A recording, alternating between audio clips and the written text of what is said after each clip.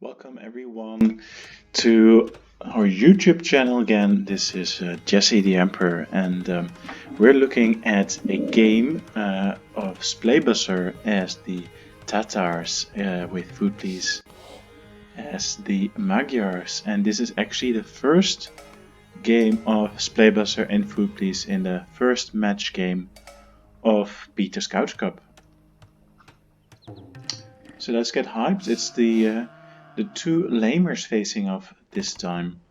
Food Please and Spleebus are both known for the early game, so it might be quite exciting from the start on. Let's see how it goes. And this is a random map, and what we're looking at now is the Golden Swamp. So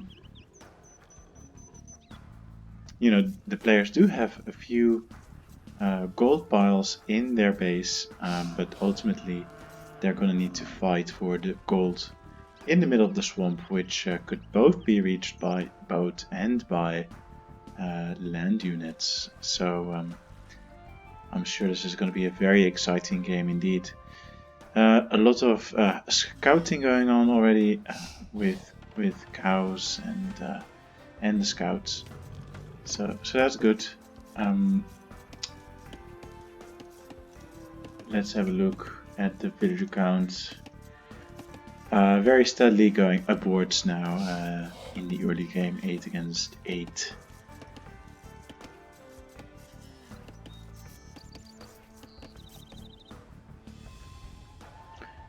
Spleebus are starting to explore the swamp, and probably will soon discover the gold pile, which Food Please is still unaware of. There we go. Very nice scouting from Spleebusser here. I'm not sure what. Yeah, now Food Please is also coming in with his scout. But Spleebusser is gonna approach Food Please's base soon to scout out and hopefully start laming soon when the players hit feudal age.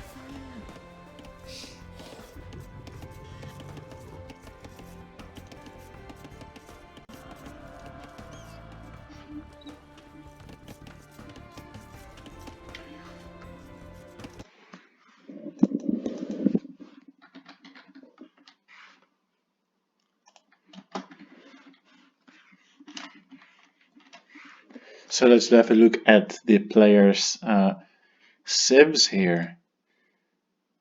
So first of all, Spleebusser is the Tatars,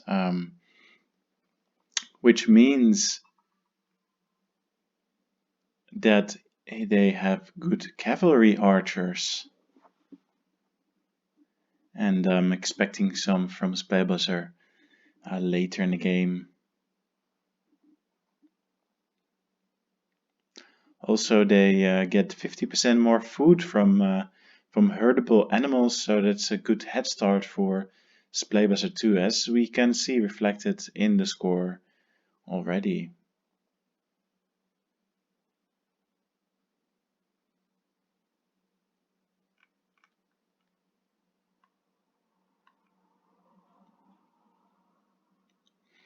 The Tatars also have a flaming camel, and units have 50% more damage when attacking from higher elevations. Although this looks like the map is pretty flat, so that is not a big advantage for Spleebusser at the moment, actually.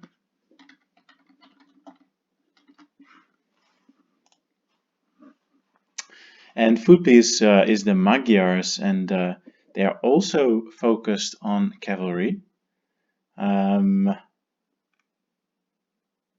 So the Magyars have the Magyar Hussar, so that's very good against siege weapons and archers, but I doubt it's going to be that useful in a game against the Tatars. In general, the Magyars also have a cavalry bonus though, so that kind of seems to imply that players are going to be using very similar units, possibly in this game.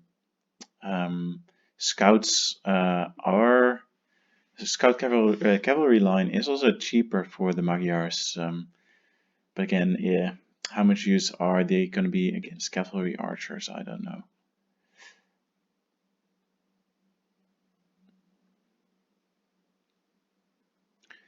So all in all, I would say maybe the balance of the game in terms of civs is more in favor of Splabos, but generally quite balanced. And Food Please is the first to lame, never late to the laming game, and he's bringing in some villagers already to strike. It seems though that maybe he's going for gold. Is he going for gold? No, I think he's gonna lame. Oh, what's this? Barracks. Okay, a forward barracks position from Food Please. Very nice.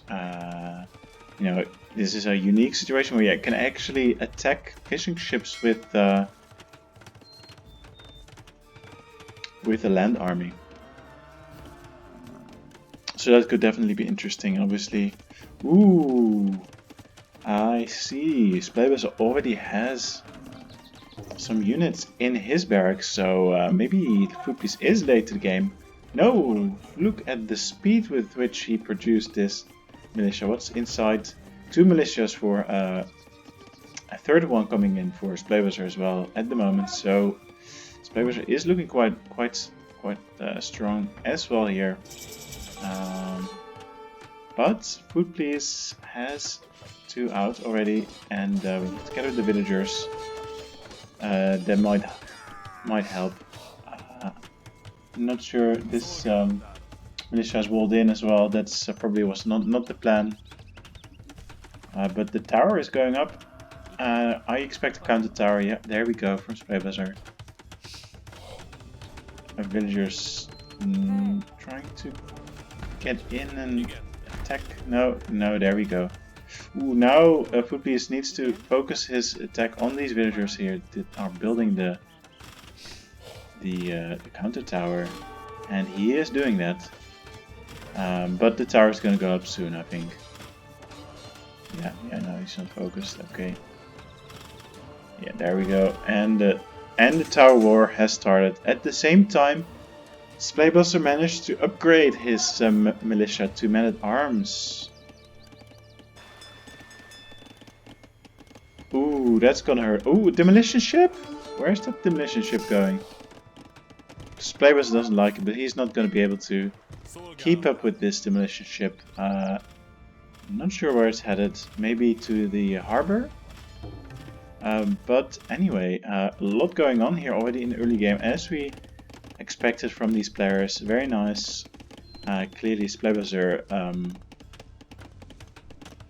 you know, a little bit at the advantage here. Although, if Please would, yeah, he needs to concentrate. Look at this. Okay.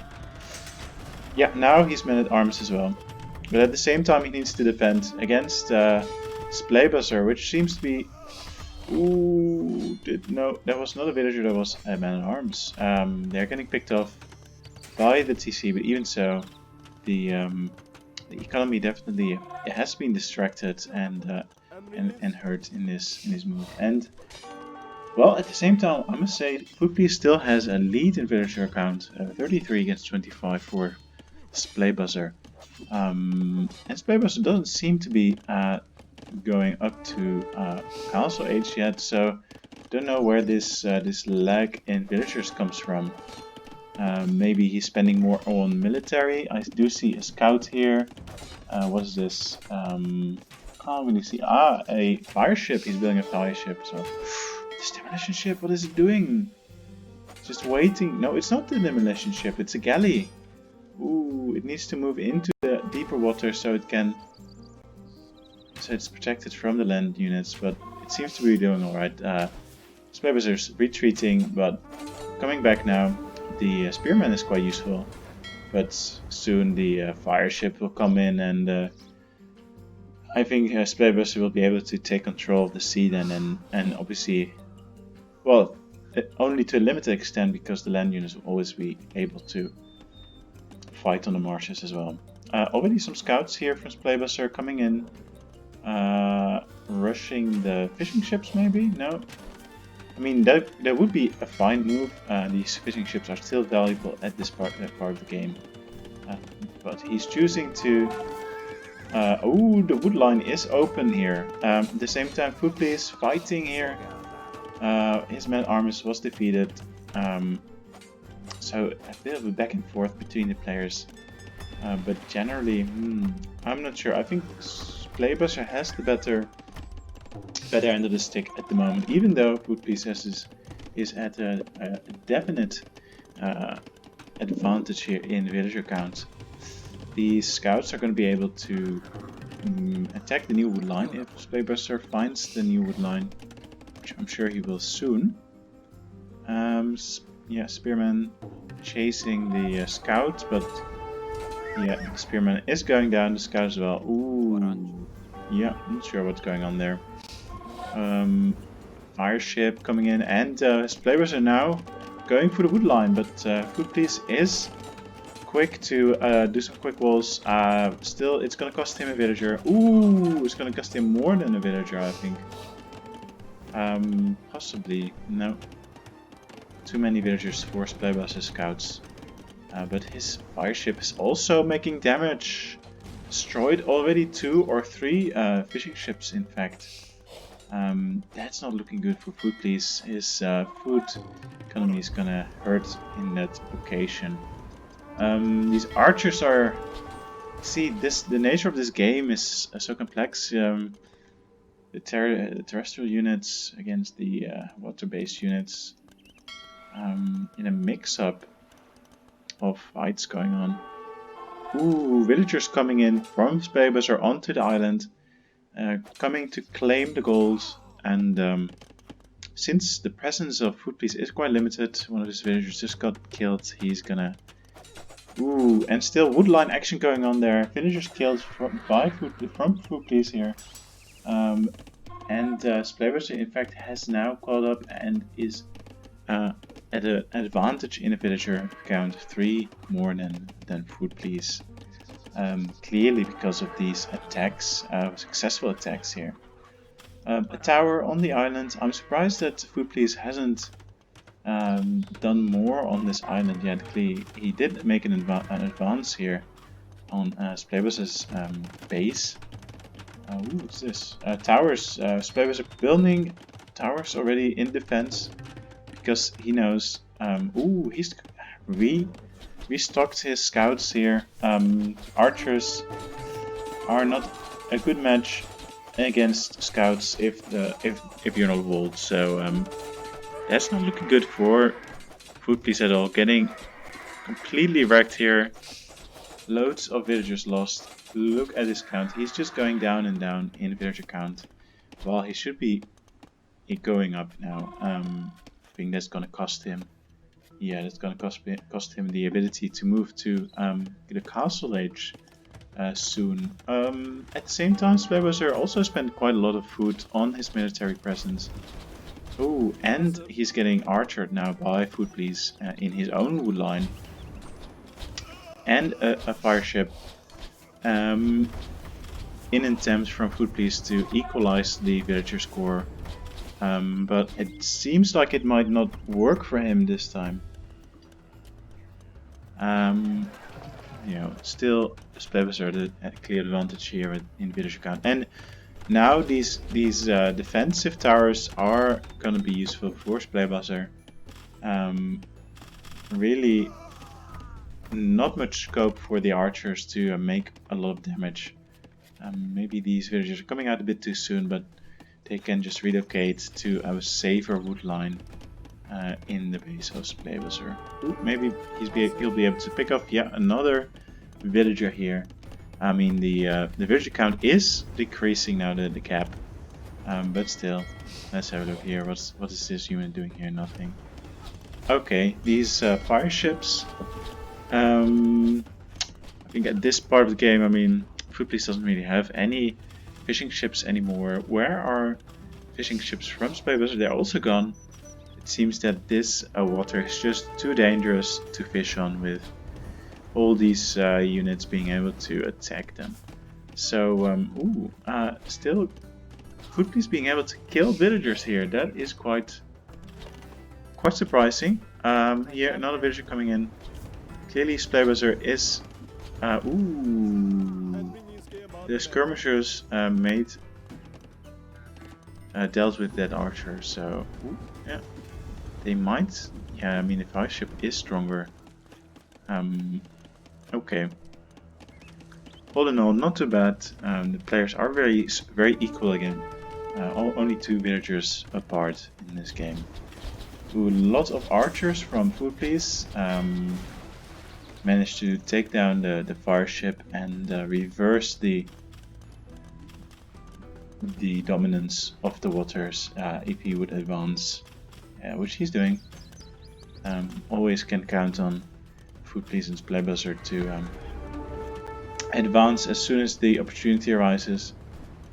I'm not sure who's going to win in this phase standoff. Both destroyed. Okay, but now obviously Food Police is at an advantage, so he could start to dominate here. But these towers actually are quite well placed on the Golden Island here for Spybuster, so you're not going to be able to do much with fire ships and archers against these.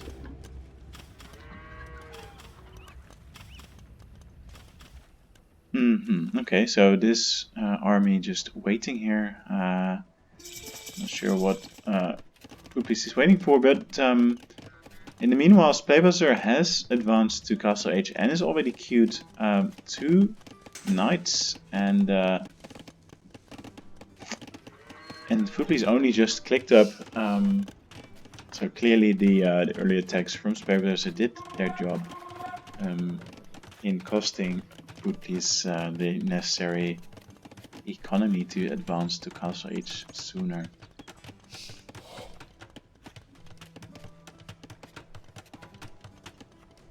So I expect these knights to come in, and so does Food Police.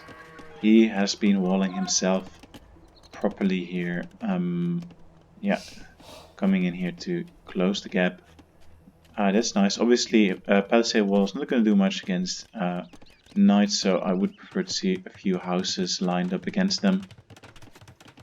I'm not sure if Food Police is planning on doing that. Also, not sure what he's doing with his archers at the moment. They are staying put for now. Probably waiting. Ooh, look at that knight army. 6 knights. That's 6 knights. That is quite a strong advancement from... oh, the fire ship is going. But obviously, if Food Police, you know, he was probably waiting for these knights to come out for him to then make some advancement on Spybuster's unwalled base. Yeah, moving straight in, just in time for the upgrade, and now beautiful timing here, hitting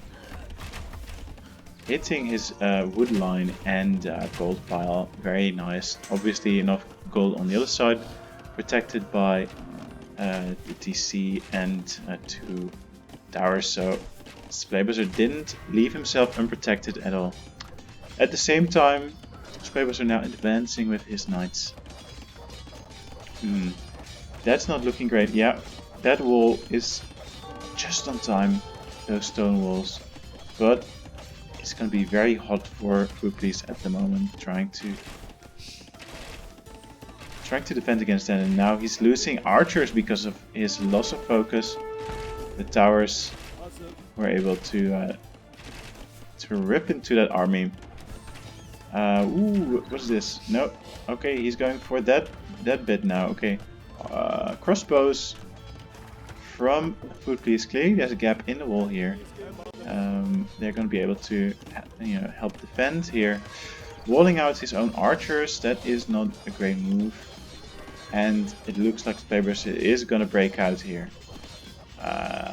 Clearly Food Police focusing on two fronts at the same time is rather difficult, especially since Splaybuster doesn't need to focus on two fronts. He can just put his towers to work. And Splaybuster is in, ripping into the economy of Food Please now. The crossbows,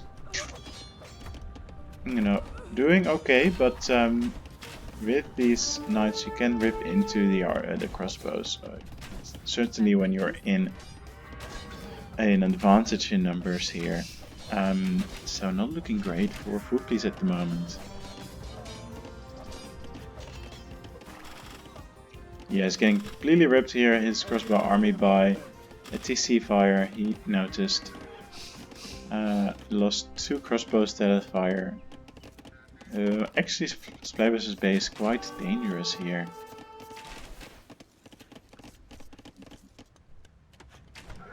Bit of quick walling here. Not sure what's going on with these vills. Where are they going? Yeah, okay. The crossbows keep coming in to defend Food Please's base. TC helps. Doesn't have any towers. Obviously, not much help. There would not be much help against the knights. Anyway, so yeah, and he is in the wood line. Not looking good at all. And knights coming in here as well against the crossbows to take them out. Clearly the knights are having a stronger game here against the crossbows, especially since these towers work quite well against crossbows as well. Another TC here from Food Please, clearly needed. He needs to catch up now, Boone as well. Splaybuster already has had a second town center for quite a while now, so a clear advantage here with a lead of 18 villagers. That's quite substantial at this point of the game.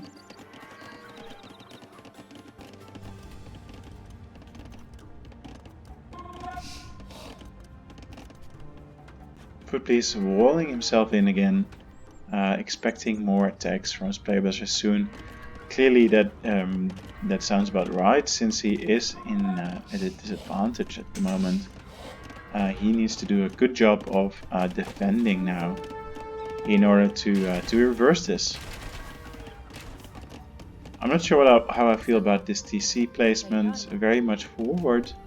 This is one of the first things that Splaybuster will encounter when he tries to attack Food Please. So I'm almost wondering whether it could have been better off being placed here somewhere, and then walling this bit off here. That could work better, but he could still wall himself, maybe from yeah, it's a bit more difficult here with this swamp. Is so accessible, so unwallable. Splaybuster just doesn't need to be walled because he is doing quite comfortably. He even set up a third TC now on the gold island. Seems to clearly take ownership of the gold island. Food Please still has gold in his base and doesn't seem to be too bothered about this island yet. But once he reaches the end of his gold piles, he might be thinking otherwise. Ooh, no, a castle. Okay, so players are really taking ownership of this island and probably gonna stage some attacks to Food Please's base from this castle as well. Food Please has a big army close by. I mean, if he only were to notice this castle, he could really doubt castle. But players already prepared with some elite skirms as well, so that's not gonna that castle is gonna get finished. Meanwhile, advancing again with not that big an army actually. Probably just scouting around. He was just in this corner, probably thinking if Food Please was gonna make a little Peter move and drop a castle in the other side of the map, but that's not the case. Ooh, yeah, just in time to wall himself off here. And these crossbows coming in. really nicely to defend. But again, it shows just how vulnerable this second TC is. And that's the only other TC he has built so far. And now the castle coming in with elite skirms as well. That means the crossbows are now, this area is off limits for them. So if he wants to advance on Splaybuster, he either needs to go all around, or he needs to get rid of this castle. Clearly, Splaybuster is now going to stage his fights from this point onwards, trying to reach the base of Food Please. And clearly, the economic advantage still quite large, with actually a 22 villager lead now for Splaybuster, really booming. Whilst Food Please is really struggling in his economy. These elite skirms, a very good answer to the crossbow army from Food Please. Quite inexpensive as well in comparison. And I'm expecting some castle units soon, but maybe what? Food Please is already advancing to Imperial Age. Okay. Not too far off from Splaybuster though, he just clicked up as well. You know, that slight advantage in Imperial Age time might give him... He doesn't even have a castle though, so I'm not sure if he's going to be able to use that advantage to, you know, say, build a trap before we can get a trap war. But he's walling himself out now, in. And that's very good. It looks like there's a gap, but not sure here. It looks like it. And here still open, but obviously it's a bottleneck that he can more easily defend. But the skirms are in now. This palisade wall clearly doing nothing for the Castle Age armies of Splaybuster. And again, the economy of Food Please getting severely disturbed here. Villagers getting picked up one by one. There we go. Just one throw from this army kills a villager. So, okay, mangonels coming in now. Obviously, they're gonna do well against the skirms, but the damage is being done already.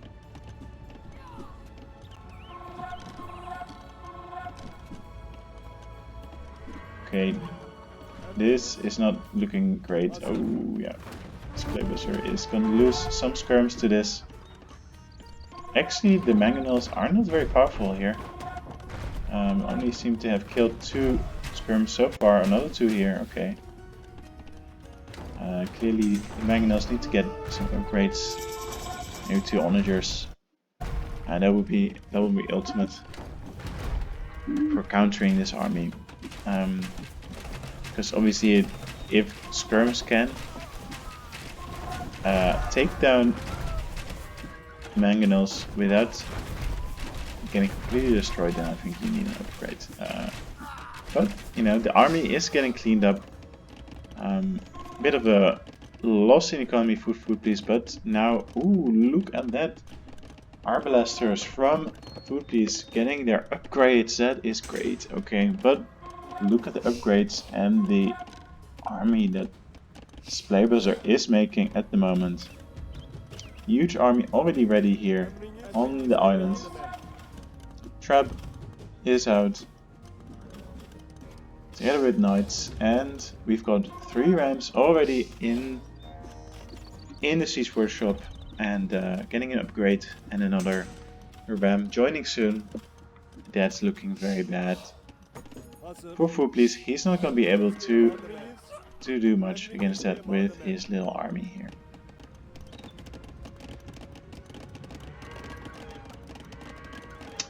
Two rams coming out, don't have the upgrades yet though. They are not going to be able to take down this castle, clearly.